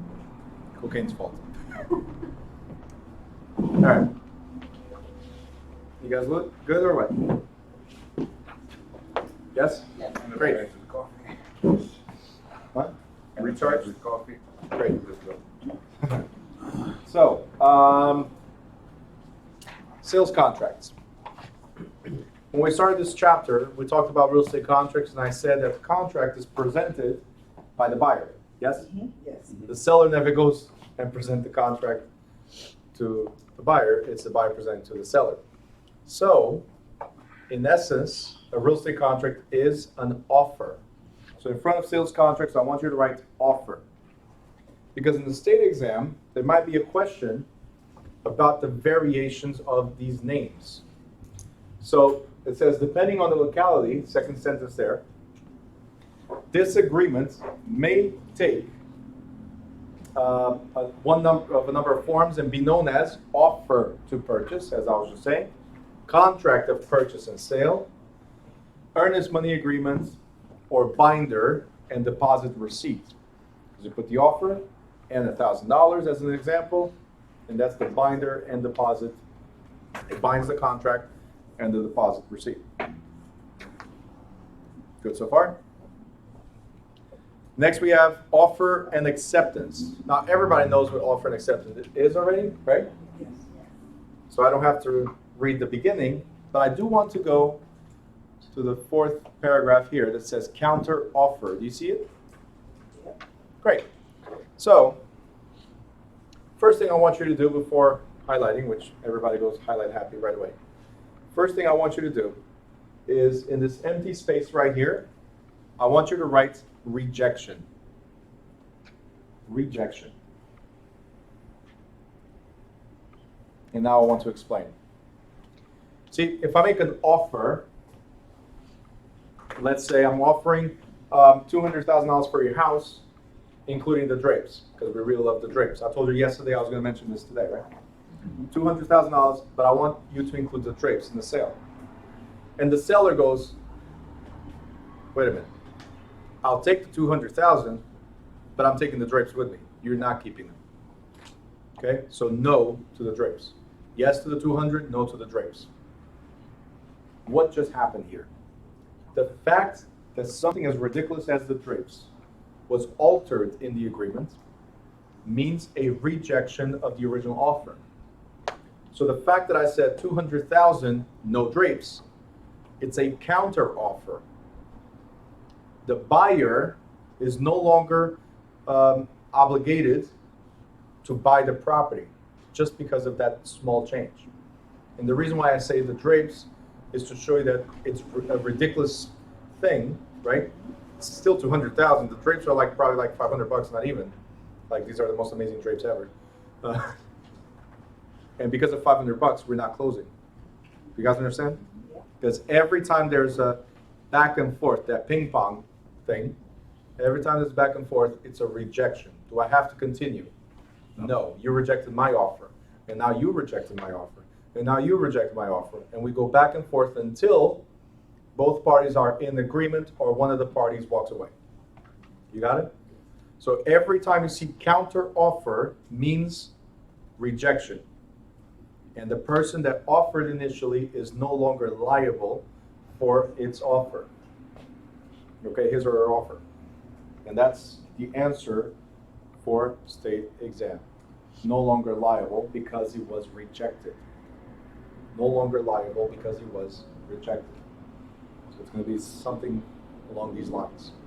So you need to understand, you're no longer liable or obligated to perform because you were rejected.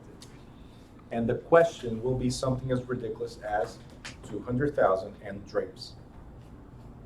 I'm not saying that's the exact question, but it might be something similar. Good? Yes? Good. That was it. On the right-hand side on top, earnest money deposit. What I want you guys to write right above earnest money deposit is good faith deposit. Every time you see earnest money is good faith. Earnest because the seller has earned the rights to keep that money if you default. You acted in good faith and the seller has earned that money if you default. We covered this already, right? But look what it says next. Actually, let me ask you this. Do you have to put $1,000 or $2,000 or $10,000 or whatever with each contract? No. Do you have to? No. But it's a common practice, right? Every realtor will go to you and say, hey, I just need a $1,000 check from you. Right? Do you have to? The answer is no. It's called good faith for a reason. Good faith is not mandatory. It's customary, but not essential for a purchaser to provide a cash deposit, a check, when making an offer to purchase real estate. Why do we do this? This cash deposit, commonly referred to as earnest money, right, or good faith deposit, please highlight, underline, put stars, gives evidence of the buyer's intentions to carry out the terms of the contract. Think about this. If there's an offer, what stops you from putting 10 offers, 20 offers, and seeing which one falls? The money. Because if I gave $1,000 here, how many thousands can I put in other properties? Does that make sense? So traditionally, if I put money here, then I'm committed to this one. And that's where it is not mandatory, right? But it is customary for us to provide that. It just shows good faith. We really want to move forward. Okay, we're not just putting offers just because. Even though some people do that, but we're not just putting offers just because. All right?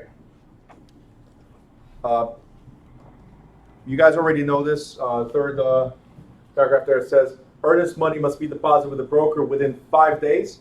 Where it says 5 days, I want you guys to write business, because it's 5 business days. And I'm apologizing up front, no book is perfect. So there are a few things missing, a few typos, and it doesn't matter how many times we tell them to change. They fix one thing, they screw up two. So new editions always come with a correction or two, and then problems. Yep, with new problems. All right. So you guys know about the 5 days must be deposited into an escrow account. And this money cannot be commingled. Right? You guys remember the Chinese word, commingling? Great. Commingling means mixing personal funds or business funds with other people's money.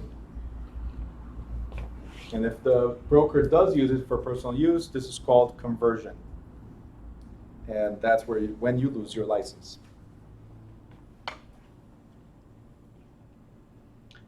Right above parts of a sales contract, right above that, you guys already know this, just mentioning again, any cash deposit of $10,000 or more must be reported to Uncle Sam.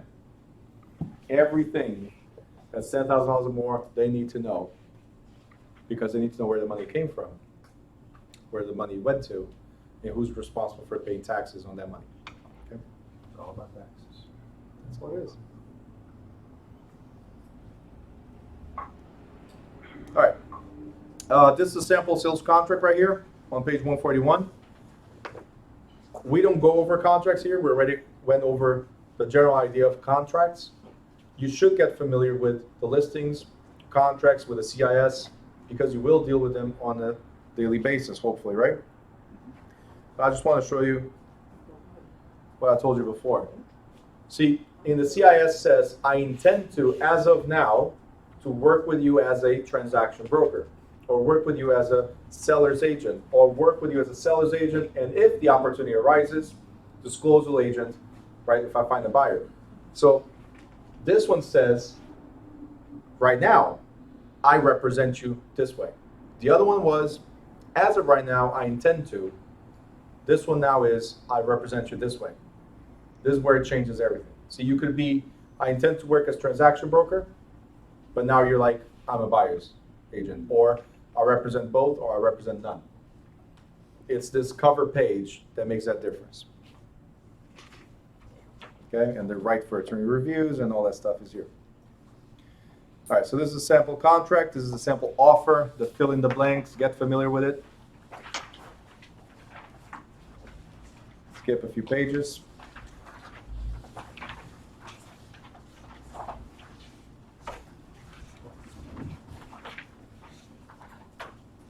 Mine doesn't make noise, sorry. But I'm flipping pages. I just hear like flap, flap. All right. I got tired of waiting.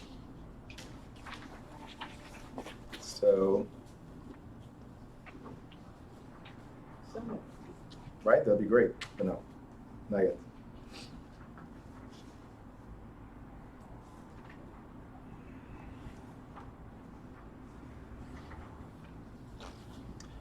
Go to page 154. Okay, and right here, right after the bullet points, look what it says. The signature of a witness is not essential for a valid contract. Everything else we already covered. That's why I didn't highlight the bullet points or go over them. The signature of a witness is not essential, so you don't need to have a witness. But every time it says not essential, what should it really mean? Still. It's not essential, but still get it. Right? The good faith deposit is not essential, but still get it. Does that make sense? This we already covered also in this chapter.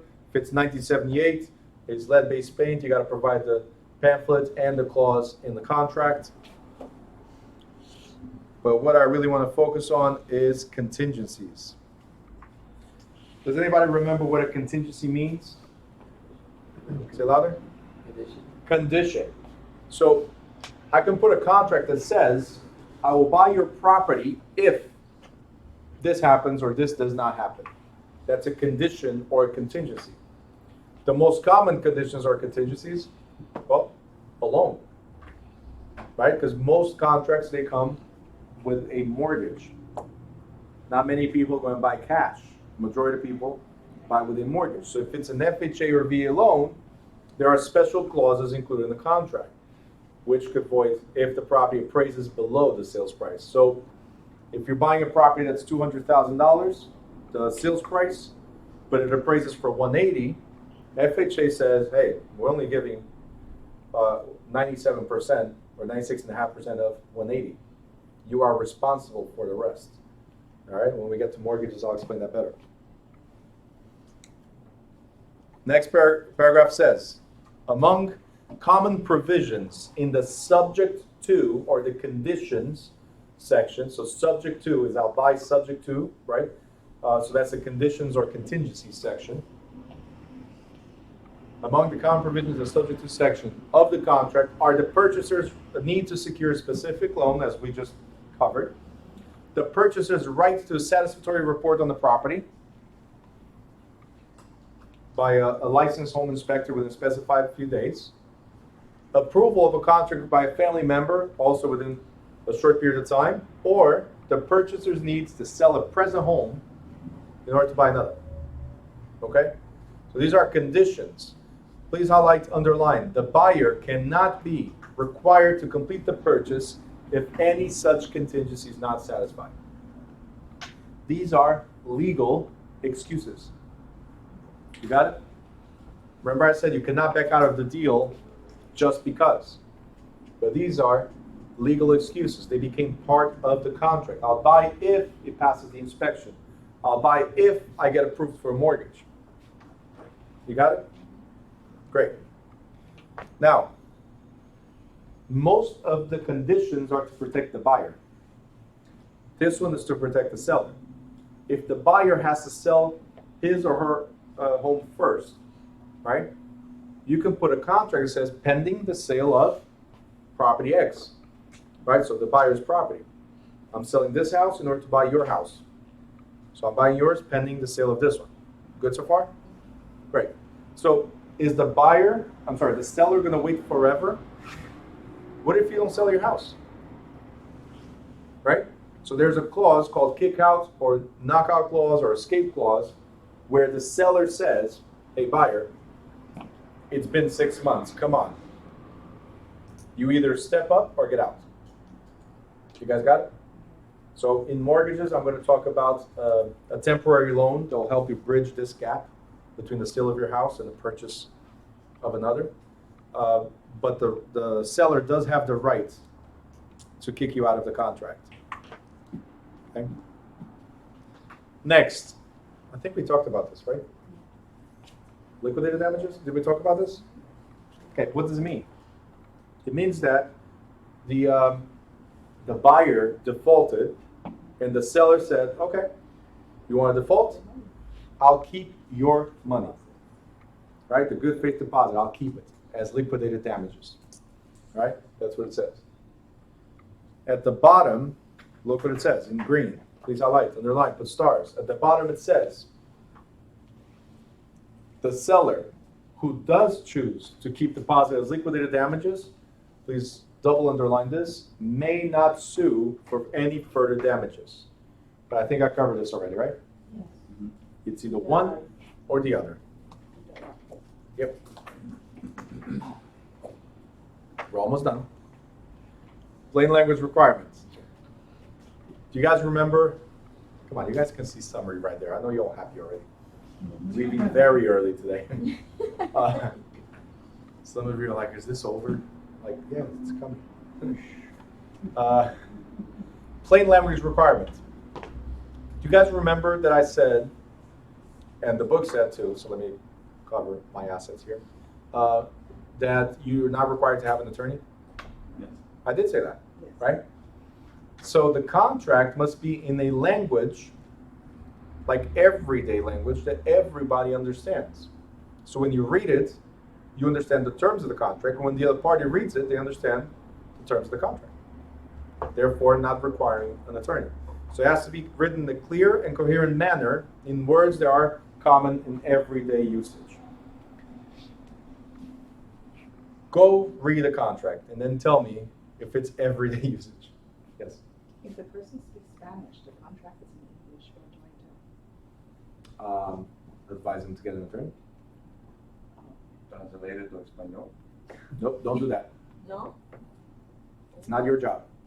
Because bad translation and you're liable for it. Yes, but not everybody that An speaks attorney will Spanish speaks translate the it for same language Espanol. as Spanish. Yeah, but that's the attorney. That's it. That's not my problem. Not my monkey. I didn't play that video. I'll play it today, real quick. but not my monkey, not my responsibility. Pass it along. I'm not a translator, even though I know how to speak Spanish, I know how to speak Portuguese, I know how to speak English, right? And I dabble in other languages, right? But it's not my responsibility, and I won't be liable for translating something incorrectly. Got it? Just saying. Yes. If it was advertised in Spanish, Now though, that's different. then the contract needs to be. Correct. But are you translating it? No. The whole contract? Great. So we understand each other. Your advertisement is in English. You want to advertise in Spanish? Good luck. You want to advertise in French? Good luck. Make sure you have ready forms in those languages. I refuse to translate a contract, something that's legally binding and that I can get sued in the next 6 years. Was I clear enough? But anyway, once you have your own broker and you get trained, it's between you and your broker. I'm just giving you a heads up. After you watch the video, you'll understand better. Yep. Rescission. Where it says rescission of contract, just write canceling or cancellation of contract. Where it says rescission, just write canceling contracts. I'm not going to go over this because we already covered this in previous chapters, or we're about to cover it, where you have the 3 business days to cancel. If it's off-site, you have 5 days for new constructions and stuff like that. 7 business days for out-of-state properties, right? Stuff like that. So, 7 calendar days and then 7 business for planning your developments. All right. Option agreements. Okay. I want you guys to write, you guys go highlight happy right away. I want you guys to write similar to car lease. Similar to car lease. Because when you lease a car, you have an option to buy, or you are bound to buy. It's whatever you selected when you bought your car. But traditionally, you have the option. It's a lease with option, or rent to own, as I was explaining earlier. So what happens at the end of that lease? You can either buy it or turn it. Yes. You need to have a lawyer to do that. Absolutely. Provide that service. Mm-hmm. Do you think this is a standard contract? Guys, 1 to 4. Residential, standard contracts we prepare. Yes. Option agreements are a lease and then an option to buy later. Right? So this is not something that's standard. Attorneys prepare them. Okay? On top. Oh, look, it says right here. In New Jersey, should be prepared by? Okay. I lied. You know, back in the day, that's how they used to pronounce lawyers. Liars. Yeah.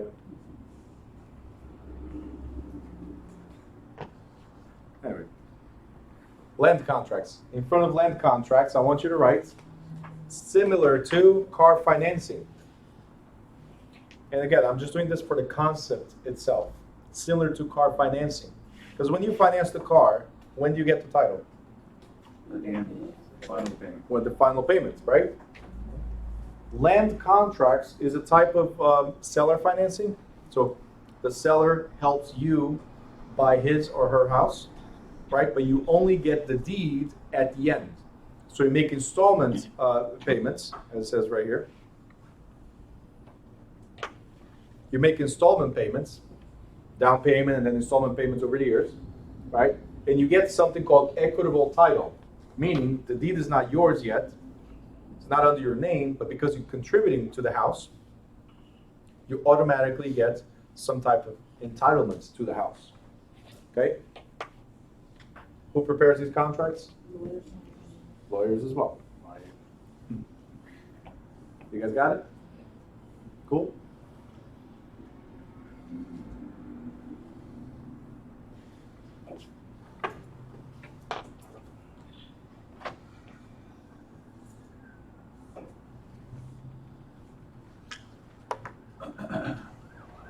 We're done with this? You guys highlighted? Just put stars on equitable title. Then it's summary.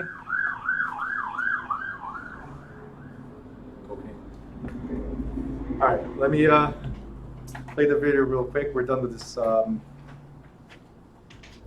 this chapter.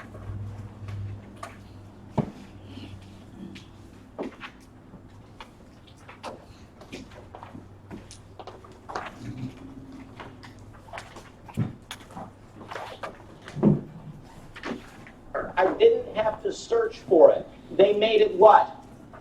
Easy. Let me tell you the next big mistake most of us make. Raise your hand, and this is what keeps us from ever getting recharged. Ever. Raise your hand if you have a problem in your life right now. Raise your hand. If you don't raise your hand, you lie about other things also. We all do. I call it our monkey. And that monkey sits on your what? Back. And guess what people try to do with their monkey? They give it to us. And guess what we do? We take their monkey. It's not your monkey. Your job when you leave this class is to start practicing monkey maintenance. That's your job. I'm a master at it. Because here's what will happen. People will ask you this, so tell me, if I buy this short sale, do you think that I'll get at least 20 or 30% equity? That's a great question. Let's do this. Let's ask the appraiser that question, and then they can let you know about the equity and how much equity you have in the property. Everybody raise your right hand. Go like this. Turn to the person next to you and say, it's not my monkey. Let me tell you how serious I am about the monkey. If this is all you get out of this class, it would change your life. Your life. At least 2 or 3 times a day I'll say to myself, it's not my monkey. That is not my monkey. I taught a class in Alaska. When I checked into the hotel, they gave me a sheet of paper and they said, Mr. Watson, you need to read this. So I started reading it. And you know what it said?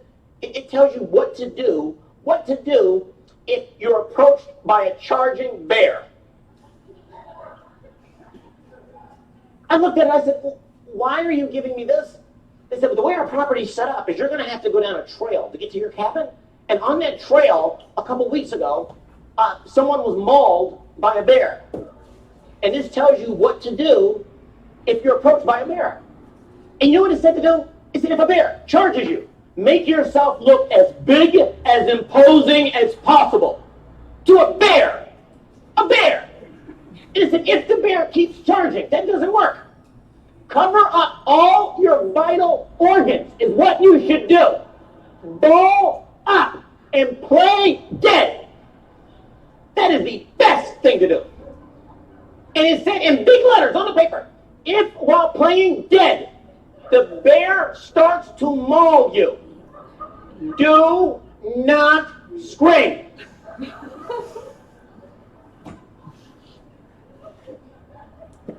I said, sir, step into my common sense corner here. I'm being mauled by a bear, and you're telling me to not scream? He said, what happens if you scream, now it becomes territorial, and the bear is probably going to have to finish you off. I looked at him, I said, this is not my monkey! This is not my monkey! This is a security issue! You need to have snipers on the trees with rifles, period! That's what needs to happen! I said, and let me tell you what's going to happen. One of your representatives is going to take me to my room. They are going in first. Once I get the all clear, then I am going in. As far as I'm concerned, this mauling is totally avoidable. Totally avoidable. I didn't have to search. Anyway, so that was the video. Did you guys understand what I was saying before about the translation? Yeah. Not my monkey. All right? People try to load onto you their problems, their issues, whatever they need to do, and we take it. Learn not to. Okay? Especially with your license, we're talking about liability. Don't wear 2 hats at the same time. If you have experience in construction, you can give your advice, but as opinion only.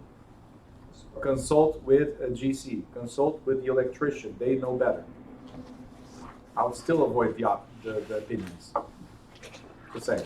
If it's a mortgage question, well, I know the basics, but the person that knows the programs right now is a mortgage rep. So let's consult with the mortgage rep. Simple. Attorneys. not to get sued for unauthorized practice of law. They ask you something that's legal. Let's ask the attorney. Okay, that's something that I did yesterday with an agent that walked in, and he was asking, "Hey, my buyer." All right, somebody just wrote, "Not my monkey." He goes like, "My buyer wants to buy this property, but there's tenants, and the seller does not want to get rid of the tenants right now," which is obvious. I mean, we don't know if we're going to close yet, so he's afraid of giving a notice and then being empty, right? So it's a catch-22. Do I give the notice, right, for them to leave, and then they leave, we don't close? What am I going to do? Or do I lose the buyer that wants to buy this empty? So what I told him was, that's the attorneys that handle that. So put the offer anyway, and let the attorneys come up with an agreement on how to handle that. Because if they're on the month-to-month, then most likely, all you have to do is give a certain notice. That's all. If it was a 1-year lease, different story. We had to work it in a different way. But if they're month-to-month, as you tell me they are, give them a good faith notice. It's like 60 days. Confirm that with the attorney. Bring that up to the attorney and let them handle it. Simple. But what do I put on the contract? Nothing. On the contract, you put the offer, and then subject to attorney review. That's what it is. The 3 business days, it's there. Does that make sense? Yeah. Like, do not give legal advice. Bring to the attorneys. Do not give mortgage advice. Bring to the mortgage party, right? Somebody asks you about the roof. Are you a pro? No. All right. Does that make sense? Any questions on this? All right, good. It is now 12:21. You guys are welcome to stay until 1:30 if you want. If you have any questions, I'm here. You can address it. If you don't have any questions, I'll see you tomorrow.